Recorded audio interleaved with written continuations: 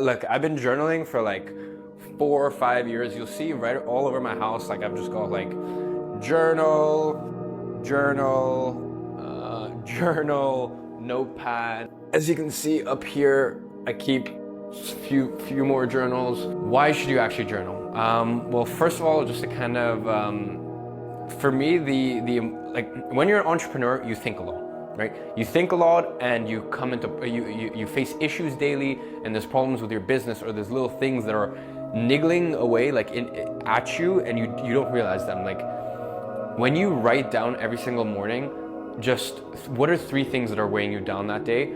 Like try that and you will see your stress level, your unhappiness level, like all these things will just like, they'll completely vanish, right? Your happiness will go through the roof because there's so many little things that you don't even realize. Like you wake up and there's this weight on your shoulders. Yeah, so basically I've been journaling now for several years. Yeah, so you've been keeping a journal for 36 years?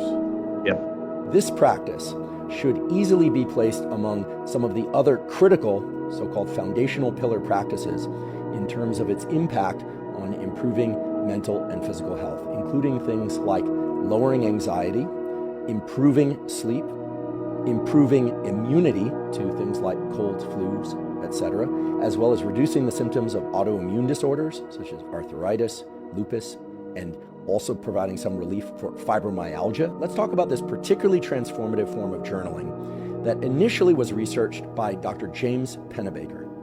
The particular journaling method and protocol that I will describe has also been shown to improve various metrics of everyday living, including improved memory, decision-making, and on and on and on. What that study essentially consisted of was inviting undergraduate students into the university laboratory one at a time, and they were to spend 15 to 30 minutes writing about the most difficult, even traumatic, or possibly non-traumatic, but still very difficult experience that they can recall from their entire life. Okay, so the first key instruction is that they take a moment to think about what is the most difficult, perhaps even traumatic experience of their entire life. The second instruction was that they were supposed to write for 15 to 30 minutes. And the third instruction was that they were supposed to write for the entire time. So it's important that if you decide to implement this protocol in your own life, that you carry out the writing in a place where you will not be disturbed for that entire 15 to 30 minute duration. Writing about something very stressful or traumatic for 15 to 30 minutes, 4 times, either on consecutive days or separated out by a week between each of those 4 writing sessions, can produce long-lasting positive effects on mental and physical health. Not only are you going to figure out who you are, you're going to figure out who everybody around you is, and guess what? You're going to slow life down. You're going to slow the game down, and you're going to be able to do and be and have stuff you've never had before. You're going to think with clarity. You're going to write with clarity, and that clarity is going to open up doors that you never imagined that could be open. So I want you to do me a favor. Act right now. Don't think, don't overthink, right? Make the investment. What made you start doing that? I think probably in the beginning, the usual reason someone writes in a journal, you know, my heart's broken, Gretchen Donnelly broke up with me. Why do I have skimples on my face? Why do I only have peach fuzz over my pecker and everyone else has? In my early 20s, I remember I was kind of rolling. I was in college, I had a job, I had money in my pocket, I had a nice girlfriend, making my grades, my relationships were good. And I remember going, oh, you hadn't been writing in your journal near as much. Notice you don't do that so much, McConaughey, when things are going well. And I said, I think you better start writing down things when things are going well. I mean, my idea was that, hey, you're going to get in a rut again. You'll lose your frequency again in life. You might want this to go back and look at to help you recalibrate. And that proved to be true. You know, so many times we dissect failure and hardships in our life, but we don't dissect success. And going back in those journals, I found that there were times when I got in a rut later and I was able to go back to those journals and go, what were your habits when you were rolling, man? Who were you hanging out with? Where were you going? What were you eating? What were you drinking? How much sleep were you getting? How were you looking at life? And they helped me recalibrate in the times when I was off frequency and get back on the rails again and find my frequency again. The patients who journaled for 20 minutes a day reported decreased feelings of stress. And does journaling have an impact on your physical health? It does. It does. So what happens is when you're starting to writing and you're getting all that negativity out, people who have had problems, let's say if they had a stomach ache or they weren't feeling well, it's releasing that anxiety, because they're be able to see their thoughts and their feelings on paper or on the computer. And then they just don't report as many physical symptoms. It's like if you have all this angst inside of you and you're able to release it, and it just helps you feel better. What happens is you're transferring any negative feelings, emotions, thoughts, problems from your mind to paper if you're writing, or to your computer if you're typing. So it's that transference. And I should have brought my journal with me, man. I mean, I have several of them. I have these little green military notebooks that I've kept. I actually put a couple in the book there, come up write-outs. But I write down my day. And what I do is I go back and study that day. Like sometimes I might get sick. I might be overtrained. I might gain a couple pounds here. I might feel whatever. It's like my accountability journal of what I'm doing with my life, physical, mental. I had an eating journal, all this. And it helps me go back to, once again, study. I'm a lab rat.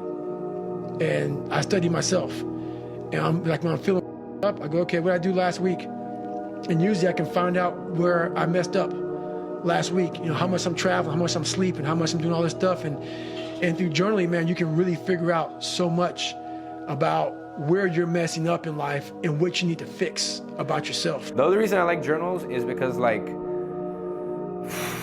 you know, like, you can look back over some of the, and it's so interesting. Like, you can see 2017 goals, make 100,000, did that, have 20,000 YouTube subscribers, did not do that, travel to, maybe there's some huge like bump up by the end, but travel to 12 new cities, did that. This is a promise to myself. The opportunity is there. You just need to find the solutions. And look, you can like, there's so much stuff that you can look back at, and cool just to see, like, what are your thought patterns before and compare them to now. Whenever you're researching, whenever you're coming to stumbling blocks in your business, in your life, in your happiness, in your relationship, whatever the may be, write it down in your journal. And the cool thing is, I can look at these in 10 years and go, Iman, you had no idea what the hell you were doing, but at least you figured it out in the end. You cannot put bullshit in there. It's gotta be a real journal about, hey, today I messed up here. Today I should have been a better person here, and not just saying it, but actually trying to fix it tomorrow. When you actually take the time to journal and you have something like there, you have something that you can see, and you can see exactly where you've come from and where you're at now, I think it's honestly incredible. And I would recommend to anyone, just go pick up some journals. So sometimes we think that writing in a journal, we think of it as a very intimidating process. Like, oh, I've got to write now. I need to write something really good. No, you don't have to write anything good. It doesn't have to be good at all. You don't even have to write. You can doodle. You can draw. You can scribble. You can write. You can make stupid words rhyme. You can write lyrics. You can draw album covers.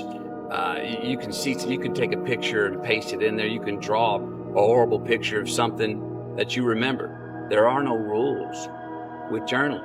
And what you'll find when you're finished with the journals, you'll look back and I believe you'll start to see themes. You maybe will see how maybe you are a poet and didn't even know it. You will see, oh, over the last few months when I filled my journal, these are the things that turned me on in life. These are the things that propelled me to pull out the pen and write my journal. You're going to find themes of how you think and how you feel mentally in your here, and it's going to tell you a lot about yourself.